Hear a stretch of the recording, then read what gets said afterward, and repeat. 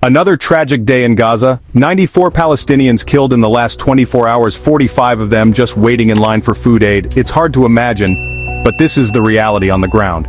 So what actually happened, and why after so many months are civilians still paying the highest price? Let's break it down. According to Gaza's health authorities, Israeli airstrikes swept across central and southern Gaza, leaving devastation in their wake. The deadliest moment? Near the city of Khan Yunis, a region already shredded by conflict. Here, 45 people were killed not in combat, but while waiting for food. A UN official put it bluntly, civilians must not be targets. Yet, day after day, the loss of innocent life continues. And for many watching around the world, it's simply unacceptable.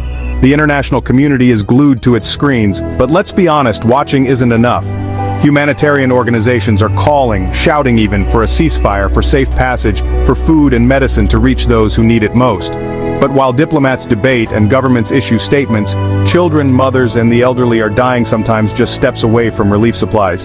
So, what led to this? The Israeli military says their targets are Hamas infrastructure, but Gaza is one of the most densely populated places on Earth. Avoiding civilian casualties is nearly impossible when strikes hit residential blocks, aid lines, and hospitals. Rights groups argue this pattern isn't proportional. More than 38,000 Palestinians have died since this conflict began, and with every new tragedy, calls for accountability only grow louder. But these aren't just statistics. Meet Aya, a young girl who lost her mother and sister as they waited for flour, or the aid workers braving airstrikes to deliver food, risking their lives every single day. For people like Aya and for families across Gaza, this isn't just a headline, it's a daily nightmare. Meanwhile, the world responds with resolutions and press briefings. The US, Egypt, and Qatar urge both sides to return to ceasefire talks. NGOs are asking for protected corridors so aid can flow safely. But with so much mistrust and trauma, real peace feels heartbreakingly distant. So, what can be done?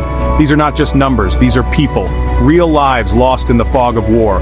And while leaders negotiate, it's up to us to stay informed, speak out, and demand accountability for civilian lives. What's your take? Is the world doing enough?